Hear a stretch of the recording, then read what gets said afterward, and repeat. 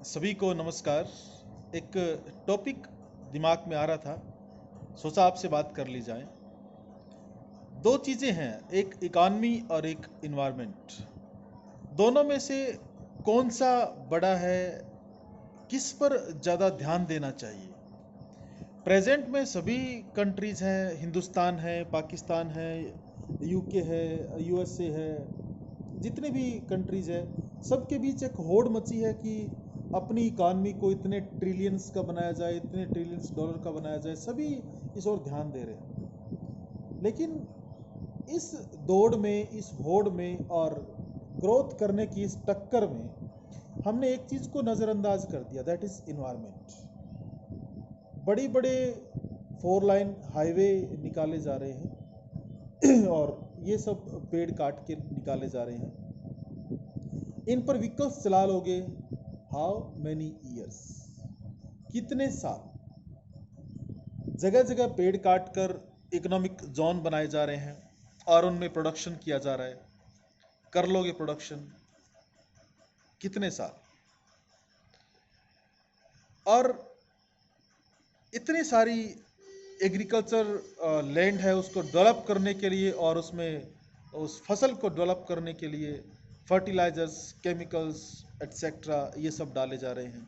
Fertility increase कर लोगे, कितने साल? उन स्पेशल इकोनॉमिक जोन को चलाने के लिए बहुत सारा फ्यूल लगता है। उस फ्यूल को डालोगे तुम, और वो भी इन्वायरमेंट से आना है, और कितने साल तुम उस इकोनॉमिक जोन को चला लोगे? बहुत विचित्र क्वेश्चन है ये सारे। मैं ये नहीं कहता कि ये नई बातें हैं, सारी बातें आपको पता है, अच्छे से पता है। इन बातों को आपको भी सोचना चाहिए, आप इस बात पर सोच रहे होंगे शायद। सिंपल सा मेरा क्वेश्चन है कि इकॉनमी को इस कदर बढ़ाने के लिए क्या इन्वायरमेंट का इतना ज़्यादा नुकसान करना वाजिब है? एक इकोनॉमिक्स का स्टूडेंट होने के नाते मैं तो यही कहूँगा कि ऐसा नहीं होना चाहिए। हम पढ़ते हैं इकोनॉमिक ग्रोथ, इकोनॉमिक डेवलपमेंट, और फिर एक कंसेप्ट आई सस्टेनेबल डेवलपमेंट, लेकिन सस्टेनेबिलिटी सिर्फ नाम से या हम यूँ के डॉक्यूमेंट्स में आई। आप थोड़ा प्रैक्टिकल देखिए, बहुत सारी जगह ऐसी है जहाँ पर लाखों पेड़ काट के एक इकोनॉमिक जोन स्थापित कर दिया जाता है। अब इसके डबल नुकसान, एक तो पहले पेड़ कटे, इकोनॉमिक जोन लगा, फिर उसमें उस इकोनॉमिक जोन लगने के बाद जो इन्वायरमेंट पोल्यूट हुआ वो फिर दिक्कतें देता है, उसमें फ्यूल लगता है। अब हम यूँ कहें कि क्या सारी इंडस्ट्रीज़ को बंद कर दें, क्या हम रोड ना बनाएं? नहीं, मैं ये नहीं कह रहा कि आप इन्वायरमेंट को बिल्कुल नुकसान ना पहुंचाइए और इकॉनमी को आप बिल्कुल ना बढ़ाइए। मेरा ऐसा कुछ कहने का मतलब नहीं है। आप इकोनॉमिक जोन ऐसी जगह क्यों नहीं लगाते, आप इंडस्ट्रीज ऐसी जगह क्यों नहीं लगाते? मैं सभी देशों की सरकारों से कह रहा हूं कि आप ऐसी जगह इंडस्ट्रीज क्यों नहीं लगाते जहां पर फर्टिलिटी नहीं है ज़मीन की। अब क्वेश्चन ये उठता है कि वहाँ पर इंफ्रास्ट्रक्चर नहीं है, तो इंफ्रा प्रोवाइड कौन करवाएगा? अरे भाई, जहाँ सारी फैसिलिटीज़ ऑलरेडी है वहाँ तो कोई भी इकोनॉमिक जोन लगा लेगा। गवर्नमेंट क्या ऐसी जगह पे फैसिलिटी देने की उसकी रिस्पॉन्सिबिलिटी नहीं बनती जहाँ पर फर्टिलिटी नहीं है, जहाँ पर पेड़ पौधे नहीं हैं, जो बंजर ज़मीनें हैं, और जहाँ पर फैसिलिटीज़? दो फायदे होंगे, इकोनॉमिक जोन्स भी लगेंगे और वहाँ पर फैसिलिटीज़ भी प्रोवाइड की जा सकती है, तो डेवलपमेंट भी उस एरिया का होगा। अब कहेंगे कि इस ऐसी जगह तो कॉस्ट बहुत आती है, तो भाई ये कॉस्ट उस कॉस्ट से कहीं कम होगी, बहुत ज़्यादा कम होगी, जो आप इन्वायरमेंट के रूप में भुगत रहे हैं और आने वाली पीढ़ियाँ भी भुगतने वाली है। एग्रीकल्चर को डेवलप करने के लिए फर्टिलाइजर डाल रहे हैं, केमिकल्स डाल रहे हैं और ये सब कर रहे हैं, फर्टिलिटी बढ़ा रहे हैं। कब तक बढ़ाएंगे फर्टिलिटी? आप ये सब करके इन्वायरमेंट को जो नुकसान पहुंचा रहे हैं वो बहुत ज़्यादा पहुंचा रहे हैं। अभी कुछ मेरे किसान भाई कहेंगे कि ये तो ज़रूरी है। मैं भी कहता हूँ ये ज़रूरी है, लेकिन क्या आपने यूरिया डालने से पहले अपनी ज़मीन की नाइट्रोजन लेवल चेक करवाया? नो। क्या आपने ये देखा कि वो केमिकल डालने से ज़मीन के वो कीड़े भी खत्म हो चुके हैं जो आपकी फसल को फ़ायदा पहुंचाने वाले थे? ऐसा आपने नहीं किया। आपने अपनी ट्यूबवेल है उसमें सोरे की मात्रा को कब चेक करवाया? बस एक भेड़ चाल चली और हमने उस इन्वायरमेंट को बिना देखे अपनी फसल बढ़ाने के लिए, अपनी फसल है उसका एवरेज बढ़ाने के लिए हम सब कुछ करते गए। लेकिन आप एक बात देखिए, जब से आपने शुरू किया था तब की एवरेज ज़्यादा थी, अब ये एवरेज कम हो चुकी है और आने वाले सालों में ये और कम होने वाली है एवरेज। इस बात का आप ध्यान रखिए। और एनवायरनमेंट के दुश्मन, जो सबसे अच्छे दोस्त हैं एनवायरनमेंट के, किसान एनवायरनमेंट के सबसे अच्छे दोस्त हैं, और वो भी कहीं न कहीं अपने ही इस प्रिय मित्र को नुकसान पहुंचा रहे हैं। इंडस्ट्रियलिस्ट हैं वो तो एनवायरनमेंट के सदा से ही दुश्मन रहे हैं और आगे भी रहेंगे, लेकिन जो फार्मर्स हैं वो तो दोस्त हैं। वो तो इन्वायरमेंट को नुकसान नहीं पहुंचाना चाहिए, उनको ऑप्शन अल्टरनेट ढूंढना चाहिए। और अल्टरनेट ऑर्गेनिक एग्रीकल्चर हो सकता है, या अपनी ज़मीन है उसको चेक करवा के उसमें जो चीज़ें ज़रूरी है सिर्फ वही डाला जाए, ये भी हो सकता है। इंडस्ट्रीज है उनका अल्टरनेट गवर्नमेंट ढूंढ सकती है, कहाँ पे लगानी है, कहाँ पे सिचुएटेड होनी चाहिए, वो हो सकता है। एक हाईवे बनाने के लिए, एक 4 लाइन बनाने के लिए आप लाखों पेड़ों को काट देते हैं, ऐसा होना तो ठीक नहीं है। इस जगह हीरे मिलेंगे, ये खान यहाँ पर सोने की खान है वगैरह वगैरह करने के लिए लाखों पेड़ों के जंगल एक साथ काट दिए जाते हैं, ये बात तो ठीक नहीं है। तो क्या इकॉनमी को बढ़ाने के लिए इन्वायरमेंट का इस कदर उसको नुकसान पहुंचाना क्या सही है? आप सोचिए इस बात को कि अगर ये सही है इकॉनमी को आगे ले जाने के लिए। एक तरफ आप कहते हैं, अगर मैं इंडिया की बात करूँ, एक तरफ कहते हैं $5 ट्रिलियन इकॉनमी वगैरह वगैरह, और दूसरी तरफ देखें, फील्ड में निकल के देखिए आप सस्टेनेबिलिटी की कंसेप्ट को कितना फॉलो किया जा रहा है, ये आप फील्ड में निकल के देखिए, आपको पता चलेगा। डेली लाखों पेड़ काट दिए जाते हैं, डेली इतना ज़्यादा पोल्यूशन होता है, एयर पोल्यूशन, कितना ज्यादा एयर पोल्यूशन, वाटर पोल्यूशन, सारे केमिकल्स नदियों में डाले जा रहे हैं। कभी चेक करवा के देखिए पानी को। वाटर पोल्यूशन लीजिए आप, एयर पोल्यूशन लीजिए आप, नॉइस पोल्यूशन लीजिए आप, ये इतने सारे पोल्यूशन हैं कि शायद ये जो क्लाइमेट चेंज, जो ये जो ग्लोबल वार्मिंग हो रही है, ये आपके ही कर्मों का फल है, और इन फ्यूचर तो ये बहुत होने वाला है।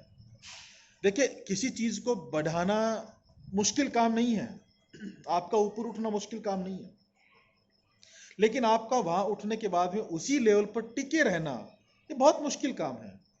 आपका इकॉनमी को ऊपर लेके जाना मुश्किल काम नहीं है। आपके पास एक बहुत बड़ा सोर्स है, बहुत बड़ा हथियार है, दैट इज इन्वायरमेंट, जिसको आप यूज करके इकॉनमी को ऊपर लेके जा रहे हैं। लेकिन यूज करके ले जाते हैं तो प्रॉब्लम ना होती, आप एक्सप्लॉइट करके जो लेके जा रहे हैं ये खतरनाक है। और जो आपका सहारा बना है उसका अगर आपने एक्सप्लॉइटेशन शुरू कर दिया, और जिस दिन वो सहारा हटा, आप धड़ाम से नीचे गिर जाते हैं। ये पूरी इकॉनमी, जो पूरा सिस्टम चल रहा है ना, ये एक दिन बिल्कुल डाउन, बिल्कुल खत्म हो जाना है, चलना नहीं है। ये अनलिमिटेड स्टॉक नहीं है प्रकृति के पास, फ्यूल्स का अनलिमिटेड स्टॉक नहीं है कि वो आपको देते जाएंगे। एक काम के लिए एक व्यक्ति अगर पैदल भी जाता है, लेकिन इकोनॉमिक्स का, इकॉनमी का, पैसे का असर देखिए, वो वहाँ भी गाड़ी लेके जाता है। कब तक, कितने सालों तक चलेगा ये सिस्टम? ये फ्यूल खत्म हो जाना है, ये कोल, पेट्रोलियम वगैरह सब खत्म हो जाना है, पेड़ पौधे काट दिए जाने हैं, और पानी है वो बिल्कुल केमिकल युक्त हो जाना है, एयर है उसकी क्वालिटी डाउन हो जानी है, और ये सारा आप बार बार भुगत रहे हैं। कोरोना काल था, भुगत रहे थे उस बीमारी की वजह से, कुछ पॉल्यूशन की वजह से। इन फ्यूचर ये पॉल्यूशन इतना विकराल रूप धारण कर लेगा कि जिसको फिर किसी न किसी वायरस का नाम ही दिया जाएगा। शायद, मैं ये नहीं कह रहा कि ये वायरस है पॉल्यूशन की वजह से आया होगा, बहुत सी वजह है इनकी वजह से आया होगा, लेकिन इन सारे वायरस वगैरह सबसे इनसे खतरनाक वो हो जाएगा जब आपके पास पीने के लिए पानी। अभी मैंने सुना एक न्यूज़ कि साउथ है उसका एक शहर है, वो ग्राउंड वाटर उसमें बिल्कुल ख़त्म हो चुका है। एक शहर में हुआ है, अभी बहुत होने वाला है। मैं जहाँ रहता हूँ, मेरा जो पैतृक गांव है, वहाँ पर बहुत सारे सबमर्सिबल ट्यूबवेल लगे हैं, नहर के साथ साथ लगे हैं, और वो 5, 7, 10 किलोमीटर दूर तक उनको ज़मीन में पाइप दबा दबा के वो पानी लेके जा रहा है और डे नाइट चलते हैं। कब तक चलेंगे ये? कभी ना कभी वो ज़मीन का पानी और ग्राउंड वाटर खत्म हो जाना है, वो रिसोर्स खत्म हो जाना है।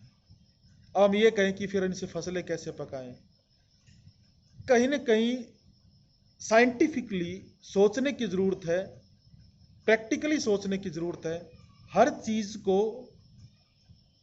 पैसे से, इकॉनमी से जोड़ के ऐसे करना कि नहीं हमें तो आगे बढ़ना है, आगे ज़रूर बढ़ना है, बढ़िए आगे, लेकिन आप उसकी अपॉर्चुनिटी कॉस्ट ज़रूर देख लीजिए। अगर अपॉर्चुनिटी कॉस्ट बहुत ज़्यादा है तो दिक्कतें महसूस हो सकती है, लेकिन अगर अपॉर्चुनिटी कॉस्ट कम है तो फिर आप आगे बढ़िए, कोई प्रॉब्लम नहीं है। लेकिन अगर आपकी किसी काम करने से अपॉर्चुनिटी कॉस्ट बहुत ज़्यादा आ रही है तो आप उसका अल्टरनेट ढूंढ लीजिए, आप उसका विकल्प ढूंढिए कि क्या हो सकता है कि अपॉर्चुनिटी कॉस्ट है ये कम से कम की जाए।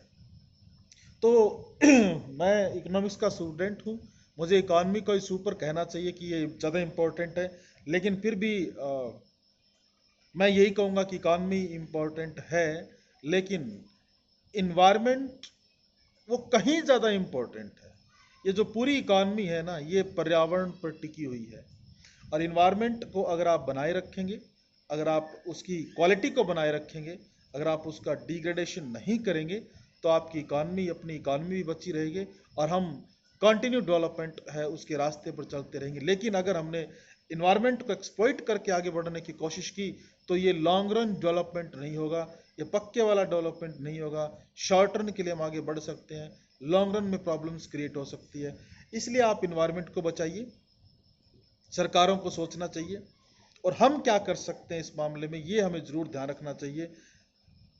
ज़्यादा से ज़्यादा संख्या में पेड़ है वो लगाने चाहिए, और जहाँ पर भी हमें लगे कि पानी दूषित हो रहा है इन कारणों से, वो उन कारणों को दूर करने की कोशिश करनी चाहिए। और अगर हम कोशिश करें, हमसे दूर नहीं होता है, तो जहाँ से वो दूर हो सकते हैं वहाँ तक वो सूचना पहुँचाई जा सकती है, ताकि वायु प्रदूषण है, जल प्रदूषण है, इनको रोका जा सके। फार्मर्स हैं उन तक उनको समझाना चाहिए, और साइंटिफिकली उनको खेती करने का कुछ उनके दिमाग में डाला जाए ताकि वो भी इस चीज़ को सीखें। प्रकृति का कोई दुश्मन नहीं है, लेकिन प्रकृति ने जो पर्यावरण की चीज़ें हमें दे रखी है और उसमें जो प्रोडक्ट दे रखे हैं, उनके दुश्मन हम बनते जा रहे हैं। और हमें ये दुश्मनी छोड़कर अगर हम इससे दोस्ती रखें तो शायद प्रकृति में बहुत कुछ दे सकती है, हमें आगे बढ़ा सकती है, हमारी इकॉनमी को आगे बढ़ा सकती है। तो ये सारी चीज़ें आप ध्यान में रखिए, और आप अपने लेवल पर जो कर सकते हैं वो आप ज़रूर करिए। अगर हिंदुस्तान में भी अगर हम एक व्यक्ति एक पेड़ लगाए, 140 करोड़ पेड़ लग सकते हैं एक महीने में। अगले महीने फिर भी एक ये टारगेट रखें, तो हम एक साल में टारगेट रख के पूरा हिंदुस्तान हरा भरा कर दें हम। लेकिन हम रखते नहीं हैं, हमें कोई समझाता नहीं है, हमारे दिमाग में डाल दिया गया जीडीपी बढ़ाओ, पर कैपिटा इनकम बढ़ाओ, इकॉनमी को ऊपर लेके जाओ। शर्त क्या होगी इनके ऊपर जाने की, और किस बेस पर ये ऊपर जाते हैं, ये चीज़ें हमें समझाई नहीं किसी ने। तो सस्टेनेबिलिटी है उसको ध्यान में रखा जाए, और सभी संस्थानों में कुछ लेक्चर रखवा के या इसको सब्जेक्ट में पढ़ा के, इसको सिलेबस में डाल के बच्चों को ये चीज़ें सिखाई जाए, बताई जाए, तो शायद भविष्य में कुछ सुधार हो सकता है। तो दोनों ही बड़े हैं, इकॉनमी बड़ी है अपनी जगह, इन्वायरमेंट अपनी जगह बड़ा है, लेकिन इन्वायरमेंट है उसको हम कॉन्टिन्यूस में सुधार करके उसको बचा के इकॉनमी को बचा सकते हैं। इकॉनमी को बचा के इन्वायरमेंट को नहीं बचाया जा सकता, इन्वायरमेंट को बचा के हम इकॉनमी को बचा सकते हैं। तो ध्यान रखिए, और अपने आसपास है उसका पर्यावरण का ध्यान रखिए, और अपनी इकॉनमी है उसका भी ध्यान रखिए, साथ साथ दोनों को आगे बढ़ाइए। सोचिएगा इस बारे में और अपने विचार ज़रूर व्यक्त करिएगा। Thank you very much.